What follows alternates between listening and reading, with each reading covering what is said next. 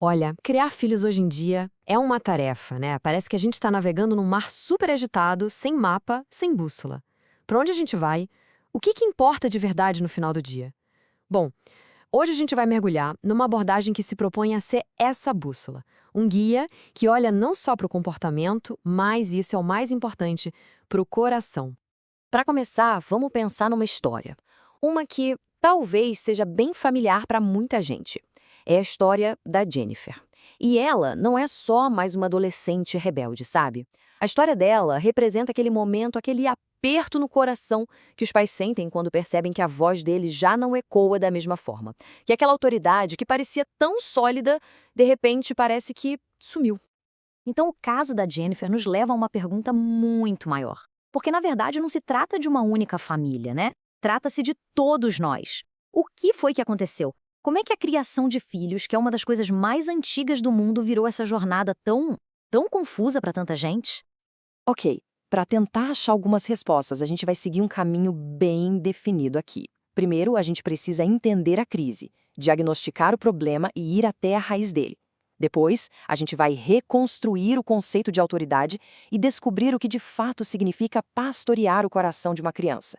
E o mais importante, vamos colocar o evangelho bem no centro de tudo. E aí sim, no final, a gente vai poder ter uma visão clara do objetivo de toda essa jornada. Então, vamos lá. Primeiro ponto, a crise. Vamos encarar isso de frente. A sensação que muitos pais e mães têm hoje é exatamente essa: a de estar num navio sem leme, no meio de uma baita tempestade, sem a menor ideia de para qual porto estão indo. Parece que a nossa cultura simplesmente perdeu o rumo na criação de filhos. É isso. A gente está à deriva, sem bússola, sem um destino claro. Sabe aquela coisa de, mas no meu tempo? Pois é, as estratégias dos nossos pais já não parecem funcionar. E as novas?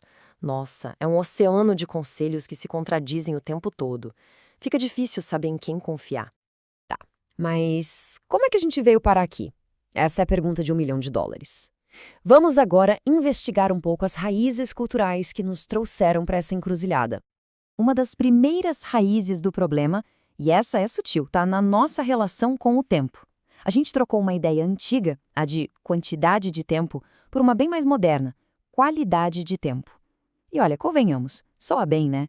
Mas, na prática, o que aconteceu? Muitas vezes essa ideia acabou virando uma desculpa para a gente estar menos presente, uma justificativa para nossa ausência, numa cultura que vive dizendo que a nossa realização pessoal vem primeiro e não a formação dos nossos filhos. Agora, se a gente for mais fundo, a mudança mais sísmica, a que realmente abalou as estruturas, foi a nossa relação com a autoridade. Uma geração atrás, a autoridade foi, literalmente, jogada fora. A própria ideia de autoridade virou algo suspeito, sabe? Algo para ser desafiado, derrubado. E essa mudança cultural, que foi acontecendo aos poucos, abalou os alicerces da família de um jeito que a gente sente até hoje. Essa desconfiança toda começou a ferver lá nos protestos dos anos 60, desafiando padrões morais e sociais. E de lá se espalhou para tudo. O pai deixou de ser o chefe inquestionável da casa. O respeito pela autoridade no trabalho diminuiu. E o resultado de tudo isso? Bom, as crianças de hoje crescem num mundo que, de forma sutil ou bem direta, ensina que se submeter a ser fraco, que toda autoridade é, no fundo, opressiva. E aí fica a pergunta: como, num cenário desses, elas vão conseguir entender e respeitar a autoridade dos pais? Certo. Então, se o conceito de autoridade foi tão distorcido, tão rejeitado, o que a gente faz? Joga fora também? Desiste? Não. A proposta aqui é outra, é bem diferente. É resgatar e redefinir a autoridade. Descobrir uma forma de exercê-la que seja, ao mesmo tempo, gentil, firme e, acima de tudo, piedosa. E aqui tá o pulo do gato, o ponto central. A autoridade, na perspectiva bíblica, não tem nada a ver com o poder dos pais. Tem a ver com a proteção dos filhos. Os pais não são a autoridade final, entende? Eles são agentes de Deus. O objetivo final não é ter um robozinho obediente e controlado. É formar adultos livres, adultos capazes de viver com alegria debaixo da autoridade boa e perfeita do próprio Deus. A gente vê que a cultura vive num pêndulo, indo de um extremo para o outro. De um lado, tem aquele autoritarismo excessivo, meio John Wayne, que grita obedeça, mas não constrói relacionamento. Do outro lado, tem a postura totalmente fraca e ineficaz, que simplesmente abre mão da autoridade. A autoridade gentil, bom, ela fica bem no meio, fugindo desses dois extremos que não funcionam. E se a gente quer um modelo perfeito de autoridade, é só olhar para Jesus. Pensa bem, ele, que tinha toda a autoridade do universo, o que ele fez? Pegou uma toalha e foi lavar os pés dos discípulos. Ele é o rei que serve. E esse é o chamado. Usar a autoridade não para ser servido, mas para servir, para amar e se doar pelos filhos. Ok? Então, se a gente entendeu que a autoridade gentil é o ambiente, é o clima do relacionamento, qual é a ação principal? A palavra que resume tudo é pastorear. E olha, isso é muito, mas muito mais do que só dar ordens. É sobre a tarefa delicada e constante de guiar o coração. Pastorear é como ser um detetive do coração. É olhar para além da ponta do iceberg, que é o comportamento. É mergulhar a fundo junto com a criança para ajudar ela a entender o que se passa por dentro. A pergunta-chave muda de "o que você fez?" para "por que você fez isso?". É uma jornada para descobrir o que está motivando, o que está assustando, o que está movendo aquele coraçãozinho. E como isso funciona no dia a dia? Bom, esse pastoreio é quase uma dança. Precisa observar com atenção, sabe? Conversar com muita paciência, fazer as perguntas certas para guiar a criança a pensar por si mesma.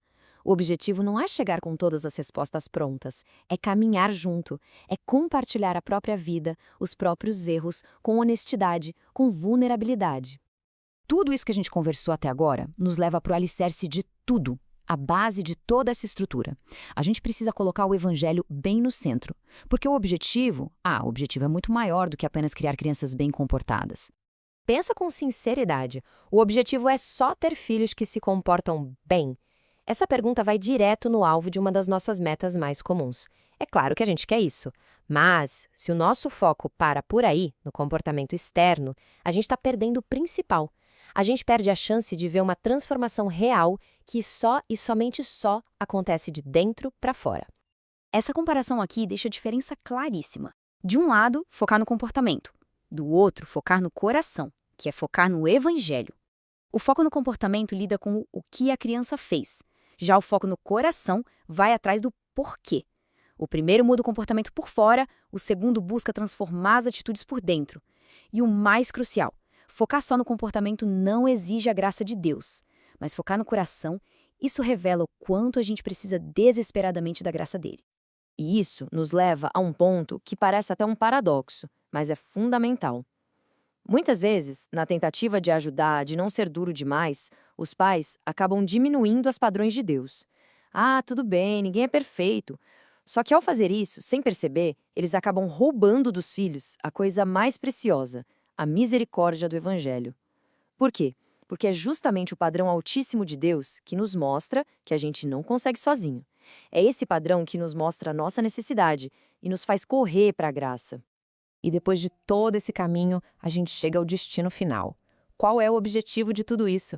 O que a gente pode esperar lá na frente? É isso que a gente vai ver agora. Então, qual é o fruto de todo esse investimento, de todo esse trabalho de pastoreio?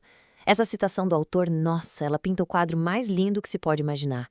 Ele diz que chegou um dia em que ele não estava mais falando com seu filho, mas com outro homem, um amigo, que ele sentiu uma mutualidade incrível com aquele homem, que um dia foi um menino que ele instruiu, disciplinou e pelo qual lutou em oração. O objetivo final não é ter um adulto que obedece por medo ou obrigação, é ter um amigo, um irmão na fé, caminhando lado a lado. E no fim das contas, tudo se resume a esta pergunta. Uma pergunta para cada um de nós levar para casa e refletir. A gente está focado em apenas moldar o comportamento externo dos filhos? Ou estamos dispostos a aceitar o chamado mais profundo, mais difícil, mas infinitamente mais recompensador, que é o de pastorear o coração deles, guiando-os para a graça e para a sabedoria de Deus?